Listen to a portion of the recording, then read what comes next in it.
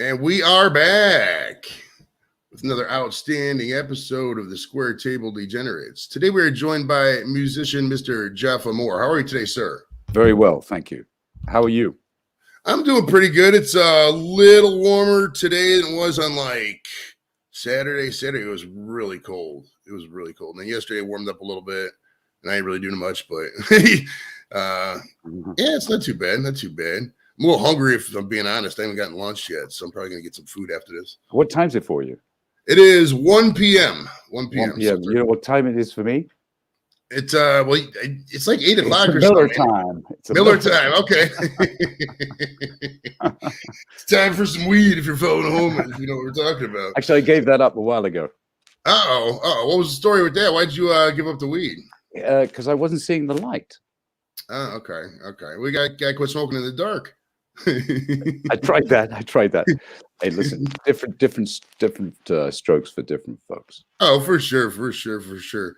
Now, I'm assuming you were born in the UK. Is that part correct? I was born in London. I'm a Londoner. London. Okay, I can tell by your accent. You got the nice, calming London, smooth voice, not the Yorkshire. So I could definitely tell that. It's awesome. Well, you don't need subtitles. Right.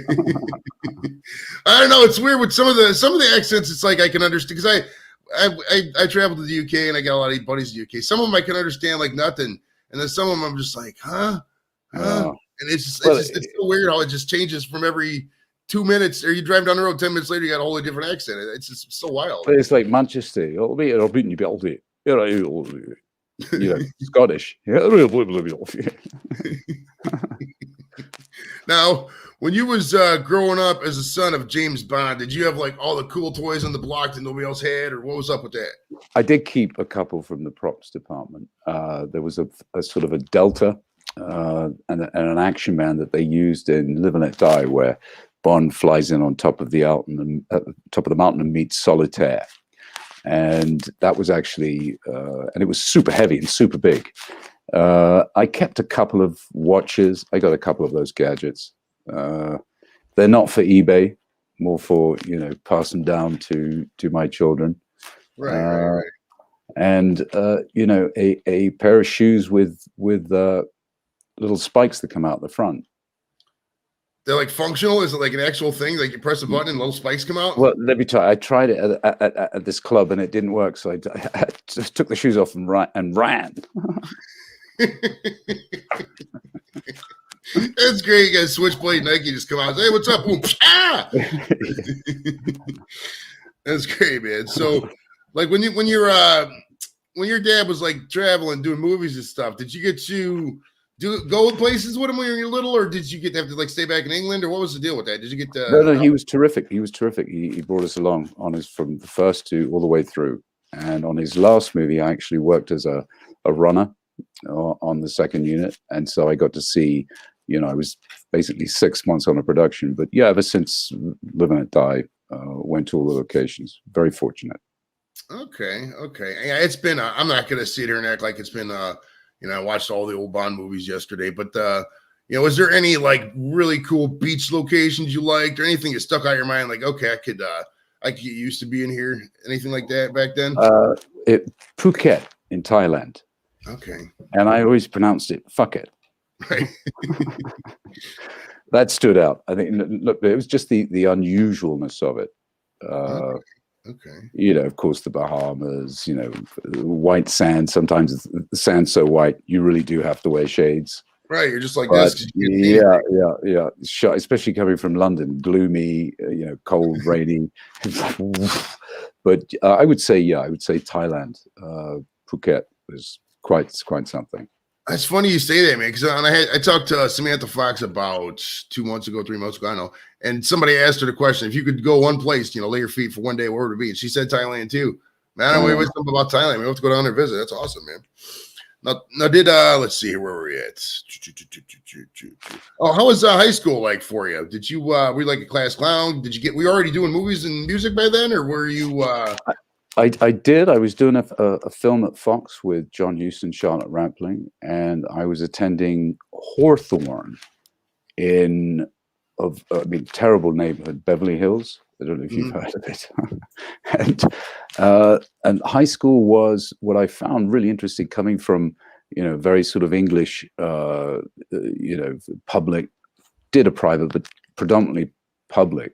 And then coming to California, the attitude was so different. And I just couldn't really seem to gel. Grades were always appalling, but the report card was always the same, a sort of, just the same wording. If Geoffrey would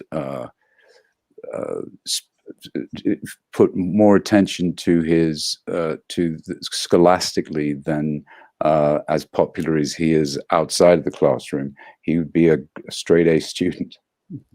Oh yeah, oh yeah. Well, I mean, school structure isn't really built for everybody. I mean, I think as kind of a crazy aside, but as a society, we got to realize that. I mean, you got sitting still all day. Like me physically, I couldn't do what my kids do, just sit there in the classroom all day right now. I would either fall asleep, I'd have to pull out my phone. I mean, my attention span as a pothead and just whatever is just totally shot now. There's no way I could do a class day. And the way everybody's making money marketing stuff. I mean, I don't know why we still teach these kids all these random classes when there's like the elephant in the room. Like, we got to figure out what to do here. I don't know what's up with that, but. Well, I had this guy, a professor from Oxford, who was saying that, the square root of this and that, and the whole geometric application, does that really apply to the real world? And it's the old scholars that said, yes, you must. I do think it needs to be revisited. Obviously, the basics need to be, practiced. But I think it also boils down to your teacher. If your teacher makes it fun. I mean, I think it's some Scandi country. I think it's Finland or Norway. They don't have any homework. They're told to play, go out and kick a ball, whatever. And their grades are quite enlightening. That's beautiful. Quite interesting, yeah. Beautiful. And it proved to work. So I think you really have to be happy. You really have to enjoy it. If you got a teacher that he's miserable and you shut off. But if you got a teacher who says, "Hey guys, I found this hard too. This is what really helped. And by the way, tomorrow, if you show me you could do this, then I'll give you an extra 20 minutes in class, and we'll talk about whatever you want." So I really do believe it has a lot to do with the teacher. And let me tell you, Jeff, as a dad, I hate homework 10 times more than I did when I was a kid. And I don't even get the brunt of it. Like, the wife does a lot of it, because I mean, I go in there, I just yell at someone, say, "Okay, we'll just call me if you need me," kind of thing. But like the projects and stuff like this, and the expectation, it's like they're giving these kids, and it's not like they still got just the homework. There's like a digital homework, and then there's like 3 digital systems they got to complete every day in addition to the regular paper homework. It's like, enough with it. Just let the kids do the school during the day. Extend it by a half hour if they got to do homework, whatever. Just don't bring it. Let them live. Oh my goodness. So true. And plus, it's our generation that invented this technology. It is.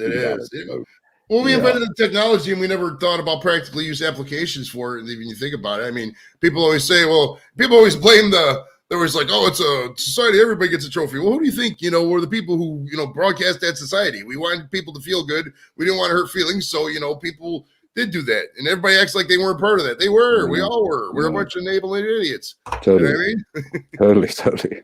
Well, leave it up to the woman. I think, they are far more superior. And so when it comes to homework, I'm like that too. Yeah, if you're out there, you're doing your wifely duty. We can cook and clean, and we'll do the lawn for you. But you do your wifely duties as the homework mistress, and we'll be in a good place. No, that borderline's on politically incorrect. It does. But I was just telling somebody a little bit ago, at least on my end, like, they can't cancel me if nobody knows who the hell you are. Gotta have fun with it, man. Gotta have fun with it, brother. Amen. Amen. Right, now, like, when you were in high school, did you get to? You were in Beverly Hills, you said. So I didn't know. I always thought you were. I mean, you must have traveled. At what point did you? Was there like a point when you guys like left England, left the UK permanently, and then ended up traveling, or how'd you end up out there for high school? Well, that was work related, due to my dad's profession. But I started off in the UK, then ended up in the States, and then went to a very posh boarding school in Switzerland. And so I really had such a colorful, my memory of schooling is just so diverse. It's a total oxymoron. I would say, America, I spent half my life in the States. And, in the old days, the amount of time that's spent at school, the age of between the age of 9 and 15, they would have to go and help out on the farm. So by the time of 12 o'clock, 1 o'clock, the kids went back and helped out on the farm. Whereas in the UK, the amount of scholastic time that is spent is on average quite a bit more. So I did enjoy, not that we grew up on a farm, but I did like the idea of, half the day not being at school. And here we are. I noticed that too. Like it was, I don't know what time it was, but it was later in the afternoon, and I was walking. God, where was I? Must have been in like one of them South London neighborhoods where I was walking around. But no, it wasn't London. It was I was visiting a friend. But regardless, I was walking down the street, and it was like 4 o'clock. In the afternoon, there were still school kids walking around in the uniforms and shit. Like my kids are home by 2:30. So you got to have a little bit more back end of school day. Yeah. So if any educators in both countries, any country really, I don't care where you're watching, no more homework. Us parents, no more homework. Gen X demands no more homework for all these little kids. No way. I'm done with it. We're done with it. So I remember in my class the guy whose grades were worse than mine made the most money today out of all my friends. It's like that. It's almost like they want you to go into their little system so they can control you, and the people who rebel against the system are the ones who make it. Isn't that wild in the capitalistic world? You defy the system, learn to exploit the system. That's the guys who are making the money, not the people who are following the rules. Yep. That's for damn sure. All right, now high school in Beverly Hills, did you was there a lot of like celebrity interaction? Like was your, like, hey, I'm going to lunch with, I don't know who's around back then, but like, was it kind of like that? It was just, normal kids group and working type neighborhood. What was your classmates like pretty much in high school, would you say? I didn't know. I didn't really mix with them when I got back home. Okay. It was predominantly just my dad's friends coming over. And I remember watching, I think it was the Charlie's Angels, and my dad, he was great. I used to ask him, God, that's such a good show. The next thing I know, he's got the cast over coming back from school. Yeah. And that's the kind of thing you don't want to share the next day with your classmates, because they'll either be very envious or they'll say you're full of beep. Right, so, right. They'll still, we're allowed to swear. You can swear if you want to. I'll swear on my end. But yeah, it's like I always thought about that, because it's like, well, there's a lot of because you always wonder about growing up when your parents know people. It's like, because you don't want to advertise that, because then people think you're trying to like totally. win friends by like ill totally. Means or whatever. Oh, he's only popular because his dad's popular, that kind of thing. Totally. That's so that's why that's pretty much why a lot of the celebrity kids do just keep themselves pretty much, I would assume. Just it's not your fault you were born. You know what I mean? Can't control where you're born. You know what I mean? So out of you're coming out of high school. Did you? What was the plans there? Did you go to university? Any thoughts of the service? What was up with that? No, I got a record deal, okay. And from there on, looking back through hindsight, maybe I should have, but I don't think I would have, taken this path. I wouldn't be here right now. It would have been very different. So yeah, I got a record deal, and ever since then, I've been in this business. The one thing I did separate the business, which I really did relate to and sort of helped me through it, was restaurants. I opened this very swanky place in Mayfair in London around 98, 99. It's still going. It's called Hush. And that to me was the closest thing. You're putting on a performance every night. The waiters have to know the dialogue. What's the specials of the day, and the person comes back and wants to see the same show. So keeping that consistency, and that's what got me there every day and there till closing, was very much like putting on a theater piece. So that was the first time I ever stepped out of showbiz, and sort of, in a sense, as a full circle, because, you know, used to have the Red Hot Chili Peppers used to come, and it was the only place that was serving all day. And so they'd come out of the studio at 2:30. Where do we go for a burger? And if it's not the Hard Rock? So the restaurant kind of catered to very much that industry. And I use that as also a fantastic greeting ground. So they go hand in hand. So in a sense, going to the restaurant was quite similar to being in show business. Okay. Yeah, actually, I was going to ask you about the restaurant. I looked up, is it called Hush of Mayfair or Hush Mayfair? What's the Hush of Mayfair? Hush. Okay. Now, Yeah. it says it opened in 1999, like you said. And the email said you were on with Gordon Ramsay. Now, what capacity were you on, like Hell's Kitchen or whatever? What was the show you were on? It was the launch of Hell's Kitchen, and I was a guest and appeared at some functions, took some pictures, and his restaurant was just down the road, so I got to know him. And he was actually a football player. I think he played for Tottenham. I think. Okay. I think so. And so we both kind of looked at each other and said, you know, what do we know about food and wine? It's quite funny. Okay. Oh, so it wasn't like you were on like a shop thing or whatever. You were up there. No, I didn't do the whole thing. No. Okay, To be honest with you, I was really too busy. I mean, my restaurant was, at the time, I was so engrossed in it, I didn't realize how successful it was. But apparently it was one of the most sought out places to go. And the great thing about being in the restaurant is if I call up Gordon, okay, we know each other, and he's a very cool guy. Can I get a table? Sure.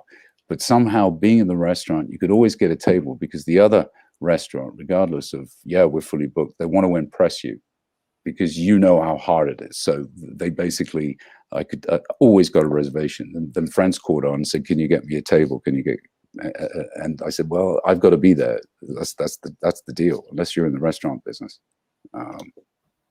Yeah. You got just London. It said chain. Is there more than one location, or just the one London? I had one in Switzerland. Was talk about doing one in the Emirates, but London, no, we had 3 units. The one that's really withstood time, and during COVID, it's one of the only places making money, because I got a courtyard that seats about 150 people. So during COVID, we were open in full swing. Oh, nice, man. That's awesome. Yeah. Good deal there. All right, I got to know about the story of how you got to meet Frank Sinatra. And was it true you got to take your first legal drink with this guy? Yeah. Well, it's through my dad. They were friends in the 50s. And we were at this dinner, and I was sitting at the end of the table, and he kept ordering me a drink. And he said, he leant over, there was a lady in between us, and he leant over and he said, remember, kid, the secret to drinking is not to spill it. So he taught me not to spill the drink. Yeah, that was my first, and it was an old fashioned Jack Daniels on the rock. Okay. Did you just have one, or did you keep the party going? No, I kept him. I was his wingman. Yeah, he must have had about 5. So my first alcohol experience, 5 neat bourbons. That'll do the trick. Nice. You were feeling pretty good. Did you? I got to know what was your first buzzed activity afterwards? Did you just go up and kind of like stare at the moon and watch TV or something? What happened? No. I ended up in the bathroom, and then I got a knock on the door and said, there's a car waiting for you outside. I suggest you get in it and go back home. No, it was no staring at no howling at the moon. It was such a great buzz, and then all of a sudden came down like a lead balloon. Nice. Yeah, that's usually how it happens. And ended up reciting the Europe. There's a Billy Connolly, whereas Europe, it wasn't good. It wasn't good. My first time drinking, I was I must have been 15, and it was my confirmation. Like, because I'm Catholic, so I was like 15. I had confirmation. We went to the store and bought this beer called Calder's 29 from Miller's. They didn't make it anymore. It was frost brewed at 29 degrees was their slogan. And went in the back of this old motorcycle shop. Me and my buddies just killed the 12 pack, and I had 5 of them. 5 must be that magic number. I don't know what it is about 5 in your first time, but I didn't puke or anything. I was just buzzed. Had a big old. You look at my pictures, I had a big old smile on my face because I didn't know what being drunk was or buzzed was. It was fun as hell. They should call it a 5-pack. Right. They were like, in honor of you and I, our first, drinking experience. Now, I also got to ask about Mr. Michael Jackson. Now, it says you were stalked by him. Now, what's the deal here? Like, what time frame and year was this, and what was going on? I wouldn't say stalked. It was during Thriller, when he was doing Thriller, and I was in an Oscar party that was hosted by Swifty Lazar, who was one of the greatest publicists in Hollywood. And he was the only one that would throw an after-party Oscar party, and all the recipients, everyone who was invited, was either a winner or they were associated to the film or a family member. And so there'd be tables. There was top of a restaurant. There were about 10 tables of 10, and on every table there was 3 or 4 Oscars. And I was, the youngest guy there. I must have been, 12.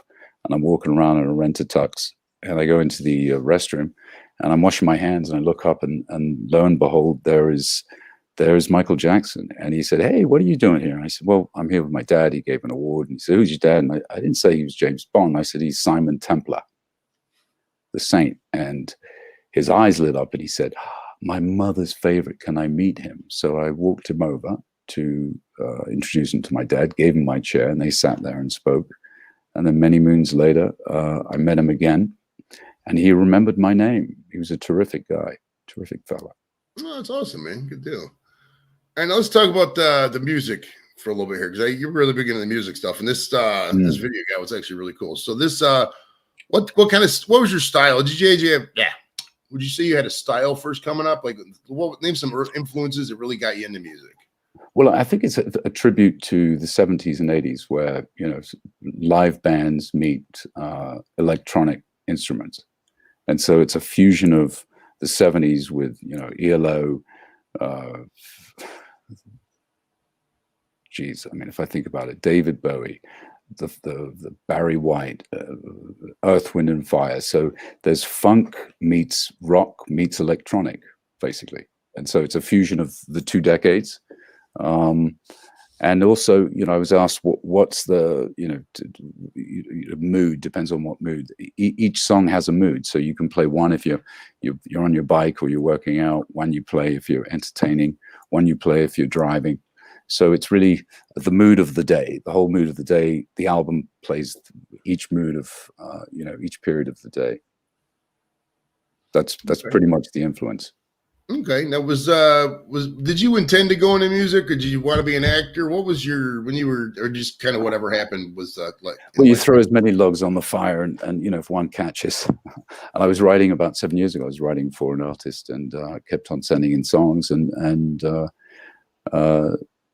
John Kaufman said, "I like the tunes. Do you have any more?" And I said, "Well, the artist hasn't come in, but there's an engineer that's been laying down a vocal guide."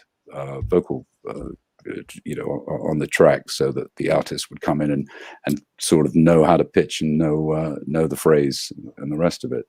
And they said, "No, but we send some more songs." And I said, "Well, the artist isn't. Well, let's hear some more." So I sent them in. They said, "We really want to meet this engineer who was putting down the track." So I flew to London, met with them. Nova Universal rights recording, and I couldn't hold. After 5 minutes, he said, "He's late. Where is he?" And I said, "Well, actually, it's me." So it was never my intention to be talking to you here today.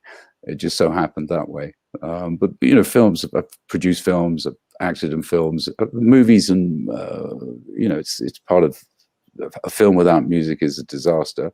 A video without music is worse. So they kind of go hand in hand. Exactly. Now, this new project you got coming out called Photograph. Yes. Single You and I. Now, I got to ask you right off the bat, and this is because how long did it take to put this video together? About a year. A year? Okay. Because Mm-hmm. it starts out with Michael Caine. And when I say Michael Caine, dude, it's like, right, Michael Caine, like that. Michael Caine's like, he introduces the video. Like, yeah. It was kind of flooring. And then, like, every celeb, you know what I mean? They come out, like Piers Morgan and Yeah. Paris Hilton, it just keeps going. Like, Yeah. what was the inspiration for putting this whole thing together? Well, it was with my daughter Ambra, my eldest daughter, who helped me produce the album. And what we wanted to do was sort of sat down and said, wouldn't it be great to win an Oscar?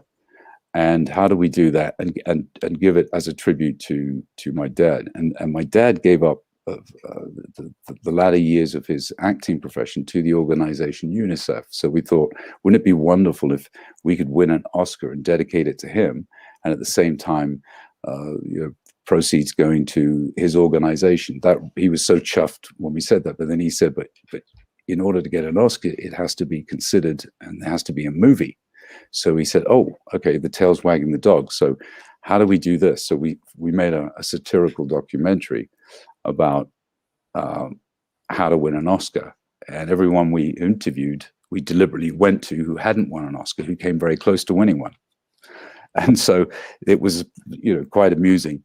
And basically it's, the journey of putting this together. And the help of Nile Rodgers and Naya Rivera, bless her heart, whose voice just sits so nice on the song You and I. Sort of, it all slowly came together, and the difficulty was the logistics of getting all these people.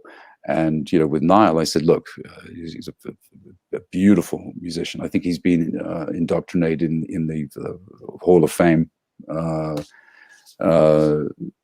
Just said to him, if it isn't good enough, then he'll say, hey, I'll tell you straight up. And so he said, it's good enough. Yeah, I like it.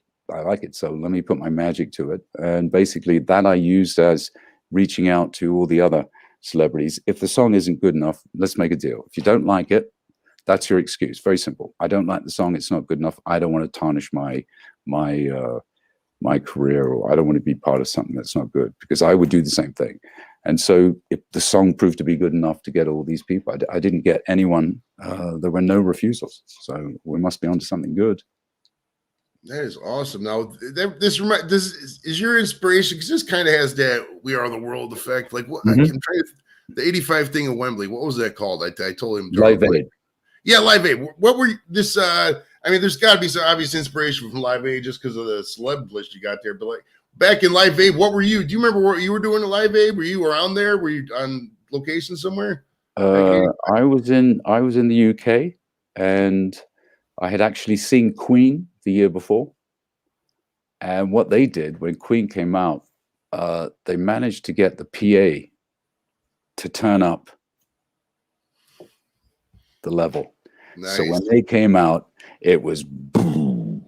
And I remember Midge they were waiting in the wings, and they just said, we are so fucked. This is just so fucking bad for us. Yeah. So, but I would say, at that time, I remember, and Bob Geldof, I met him with my wife, Lulu, who's, by the way, one of the songs dedicated to her. Oh, nice. Lulu Bell, yeah. It's kind of ZZ Top, Tears for Fears kind of vibe with a bit of the electronic flavor. Have you heard the album? I heard the one song. I haven't listened to the whole album yet. Okay, yeah. No, you check it out, because it's got a bit of everything. And it seems to gel. It's sort of a diversion, different styles, but they all, when you put them all together, they flow. But Live Aid, yeah, meeting Bob Geldof afterwards, he said, that the tragedy was, they raised the money, they got, whether it was in South Sudan, all these countries in need, and these trucks would sit in the desert. The heat would just destroy all the rice. They had all grain, all sorts of things, and it just went off, and that's corruption. That's not enough people getting, backhands, and so all that hard work. It was hard for it to had everything been organized, and it wasn't. It was out of his hands. Had all these countries, neighboring countries, being on the same page. Extraordinary what he did. Extraordinary with Live Aid. And yes, it was inspired. I mean, I didn't go out and say I want to do a Live Aid song. It was more, let's write a song and get an Oscar for it. And how do we do that? And if it's going to be for the old man and his association with the organization UNICEF, it would have to be a feel good. And I didn't really want to do the sort of, We Are the World. I wanted to put a bit more of a Queen thing to it. And that's why it always stuck with me when you said, where were you at Live Aid a week before seeing them, and I just thought, wow, Queen. And that was the other thing, music influence where it stemmed from. In the 70s, Queen, I would say, was so brilliant about that as a band is that they appeal to, it's such a cross section, all demographics. It's rock, it's opera, and there was a lot of controversy when they never really broke through in America. I think they first started the Eastern Bloc. They were in Hungary. I mean, extraordinary places. In America, it took them a while to break through. And the thing that I loved about Mercury was his backing vocals, and that's why that's who influenced me to do all these BVs. When you hear the album, you'll hear what I'm saying. Okay. Now, speaking of Queen, we always have a running question on the show: Queen or Beatles? Who would you pick out of those two bands? How about if Freddie Mercury and John Lennon wrote a song together? I would definitely listen to that and check it out. So I think it's the fusion. Just play them both at the same time. There'll be some sort of harmony. It's a tough one. There's two different decades. Oh, for sure. I think it's songwriting. The consistency of the Beatles, and they were only together 4 years. Something crazy. Isn't wild? Yeah. So I love about Coldplay is Chris Martin. Doesn't matter who writes the song, they all share equally. Oh, I love me some Coldplay. Together. It's what's kept them together. Oh yeah, what kept them together. I got a question from Jules. She says, Jaffa, where do you do most of your compositions? Studio or in a desk office, perhaps? Maybe nature? A bit of nature, little studio at the house, piano, and then take it into the studio. I find it hard to write in the studio in itself. Okay, I've got a studio that I share. My producer, who's my partner, it's easier for me to walk into the studio and waste time. But I think when you go into the studio, you better have some dialogue ready. You better have everything mapped out, everything laid out, and then from there on, the inspiration, the vibe of the studio just gives it more skin to paper, more of a 3D sound.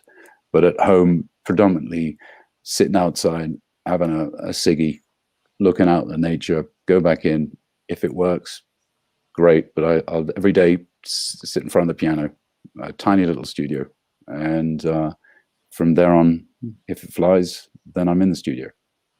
Nice.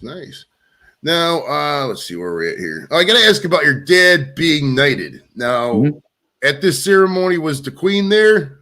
Of course. Okay, I'm an American. I'm not. I'm like UK adjacent. I'm learning a lot of stuff. There's a lot of differences, man. People don't realize like the insane, just random cultural shit between the UK and the US. It's like there's just little shit we take for granted over here. You go over there, it's like, man, they don't even have that. Or they were there, like, wow, you guys do that. It's like just totally different in a lot of aspects. Well, it's like Princess Diana. She was from the Spencer family, and they were, extraordinarily wealthy, and so she wasn't just sort of, a school teacher who meets a prince. She was running around all the Queen's properties when she was a toddler. So there's that perception of, oh, she's the kindergarten teacher and meets the sweet prince, which is it's a nice fairy tale. For sure. Now, did you get to meet the Queen yourself? Yes. Well, do you remember what she said to you, if anything? She said, "You must be very proud of your father." And I said, I tell you what, I was most worried was when he knelt down on the cushion, and then she says, "Rise, Sir Roger." He was able to get out of get off the cushion fast enough. Right? It's like if you're going to knight me, do it before my knees give out, right? There you go. Yeah.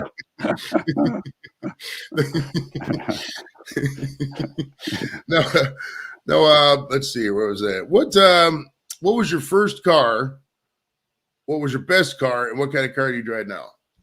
First car, Golf GTI. Bought it with my record that I did with Mike and the Mechanics, Mike Rutherford, in 1985 with the MI. I think it got into close to the top 20. Made a bit of made a bit of greenback, and went out and bought a brand new Golf GTI, and those things were just like, little go-karts with a license plate on the back. I would say Aston Martin, the smell of the leather, and now I drive a Range Rover, considering I live in the mountains. And it's a great thing about the sport is that you can get on the freeway, you can get on the highway, and you've got a sort of you're not low, so you get a beautiful cinematic 360-degree view. It's safe, and the way they're designed today, sort of titanium chassis, and okay, it's a Ford engine. No offense to Ford, which I tell you what I did love was Ford Ferrari. What a cool film. Okay. I film. I've seen that one. I don't know. It's hard for me to watch movies anymore. I think it's Matt Damon and Christian Bale. Okay. We had a question from Ford versus Ferrari. Sorry. Ford. Okay. I do remember that title. That I have not seen, actually. Yeah. Okay. A question from Adele. She says, if there was a chance to collaborate on a project with anyone living or past, who would it be and why? Wolfgang Mozart, because who influenced him? His father used to lock him up in a room to prove that there was no one else coming in and showing him. I would say that he's sort of preordained true genius, and that would probably be the one person I'd love to say, hey, let's the Queen. You ever hear of Queen? What do you mean, the Queen? No, Queen, Freddie Mercury, Bohemian Rhapsody. You imagine doing one of those with Wolfie? Oh, wow. Good point. Now I got a question just randomly occurred to me. Did you ever get to meet Sean Connery? Sean Connery, yes, of course. Okay.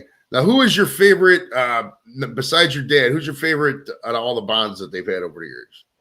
Well, I would say, true to the Fleming books, I would say Sean was Fleming's alter ego. And during the times that they were written, very sort of chauvinistic, Bond's a killer, doesn't necessarily enjoy it, but he's licensed to kill. And the Cold War and everything about it, I would say that it's true to the novel in terms of, family viewing. I think that the old man sort of put a Spielberg thing to it. But I would say that, Daniel Craig had a bit of both, and he kept it going. He was a terrific Bond. So it's hard to say. I would say, true to the books is Fleming, because he was the first, and they didn't know how successful this franchise would become. They would have no idea. So, now, in your opinion, this is kind of off the wall question. I just really thought of this. What do you think the Bond is does it have to be like a guy from Britain, or could it be like an American woman, or just theoretically anybody if they rewrote it? Like, are they going to keep this thing going like Star Wars does, or what do you think, Steve? No, it's ridiculous. Bond has to be British. End of story. That's why it's an Aston Martin. That's it. That's it. Hey, I'm not disagreeing. You guys heard it right here from Jaffa. He said only British Bonds, only British. That's awesome. I did read, and you alluded to it a little bit. You ended up in Switzerland. Now, is that your full-time residence? Do you got like a place in the UK, or are you in Switzerland all the time? I'm based here now. Okay. Now, besides working on the music and whatnot, like, what do you do for fun throughout the day? Love to catch up on films. Love to do a bit of skiing when there's snow. Love sports. Love listening to music. Reading. I'm going to attempt to read another John Steinbeck, Mice and Men again. So a bit of everything. I think if you're saying I'm bored, then there's a problem. I don't think you really, it's a bit like, when you wake up in the morning and someone says, how are you feeling? If you can get out of bed and you feel good, that's a great day. Dean Martin said it. He says, I feel sorry for you people that don't drink, because when you wake up in the morning, that's as good as you're going to feel all day. Right here in Ohio, Dean Martin was from Steubenville. Yes, sir. Yes, sir. Dean Martin was a legend, bro. A legend. Yeah. If at the end of the, for me, it's just like YouTube. I can occupy my entire day with YouTube. That's how, either streaming myself, being on other people's shows, watching YouTube. It's such a awesome interactive tool. So, between that and, the obvious obligations with family and life and stuff like that, if you're bored throughout the day, that's your problem. Watch shows like that and all stuff like that. So when does I know the album's out now. When does the video drop and all that? Is there like a big premiere party for that, or what's going on there? No. It was on Thursday. The sort of soft launch videos out there. I've just been informed that Burger King across Germany, Austria, and Switzerland will be playing the video in all of their departments, in all of the stores on rotation. I'm going to write a letter to all the managers and share it with all the staff saying, so sorry you have to hear this song all day. I always think about that, Jeff, when like we were in the store. I remember once we were in New York on vacation, and we were at the Disney store, and they give me this 4-song loop like Zippity Dude. I looked at the thing, I was like, how do people not just go insane? It was just like a upbeat mix of Zippity Doo. I would just seriously be like, yo, give me earplugs. I can't deal with this. That's great, man. That's great. Well, I'd like to thank Mr. Jaffa Moore for showing up, sir. It's been an honor. You're a legend. Check him out on all the platforms. I'll link to everything in the bottom. And you take it easy out there, brother. Appreciate it, man. Thank you. Beautiful. Love speaking to you. God bless. Okay, I'll see you guys later. Bye.